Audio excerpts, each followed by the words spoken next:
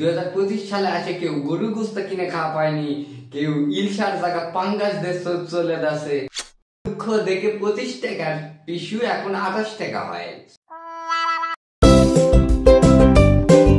আমি 1 কেজি গরু গোস্ত কেনার মতো ক্ষমতা রাখিনি, কি দুঃখ তার দুঃখ দেখে 25 টাকার টিস্যু এখন 28 টাকা হয়।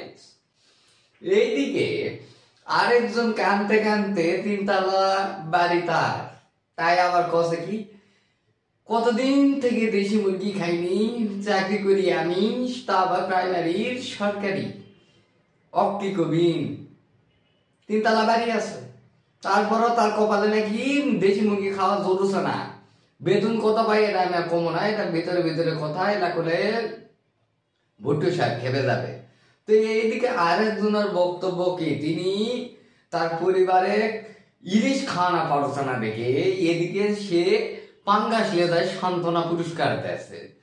এই জিনিসগুলা আসে দেখা গেল এই 2025 সালের শেষে। এর থেকে বড় সারা প্রাইজ আর কি পাবিন? এটা তো বর্তমানে ট্রেন্ডিং ভিডিও চলছে। জি 2025 সালে আসে কেউ গরু গোস্ত কিনে খাওয়া পায়নি, কেউ ইলশার জায়গা পাঙ্গাস দেশ চলে যাচ্ছে, আবার কেউ বা বড় বড় চাপা মারে কষে কি আমি এখনো দেশি মুরগি কিনে খাওয়া পাইনি। তাহলে এগের দুঃখ কষ্ট দেখে বর্তমানে বেকার সম্প্রদায় কমিটিগুলো আলোচনায় বইছে। বিশিষ্ট বেকার কমিটিরা একটা বিষয় ফেসবুকে তুলে ধরছে। সে বিষয়টা হচ্ছে বাড়িতে বসে থাকে বাপের হোটেলে মায়ের রান্না করা বিরিয়ানি, গোস্ত, ডাল, ভাত, ডিম, সবজি, রাজকীয় খাবার খাচ্ছে তারা এখন এমনটাই সিদ্ধান্ত নিছে এগের কষ্ট দেখে তারা কখনো কোনো সরকারি চাকরির দিকে তাকাবে না। সরকারি চাকরি করার থেকে তারা বেকার থাকাটাকে শ্রেয় মনে করতেছে। কি কারণে মনে করতেছে? ওই যে মিথ্যা বলা মহাপাপ, তারা মিথ্যা বলিবে না, এই জন্য তারা সরকারি চাকরি করিবে না। কেন বা করিবে সরকারি চাকরি, যেখানে 25 সালে আসে চাকরি করে 1 কেজি গরু গোস্ত তারা কিনতে পারতেছে না। এর থেকে বড় দুঃখ আর কোথায় রাখিবে তারা? এই যুব সম্প্রদায় এখন বর্তমানে তারা হয়েছে সচেতন, তারা বলবে না কোনো মিথ্যা কথোপকথন, তারা এখন সর্বদা মিলেমিশে থাকতে চায়। নিজ বাড়িতে বাপের অন্ন ধ্বংস করে তারা নিজেদেরকে সৎ পথে রাখতে চায়।